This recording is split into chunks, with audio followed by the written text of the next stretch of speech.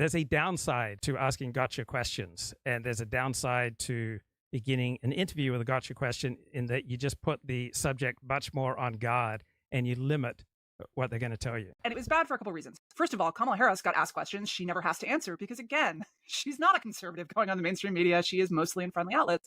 So the news media doesn't do itself any favors when it asks gotcha questions, whether they're coming from the right or the left.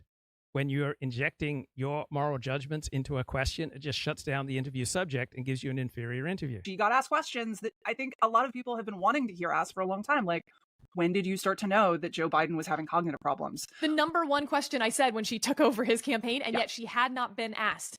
She took over his campaign in mid-July, and she had not been asked that question. And also clearly had not prepared an answer for that question.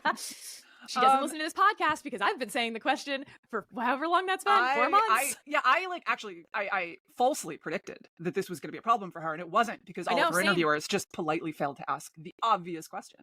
And so that was a bad one. It is just not like a big political winner.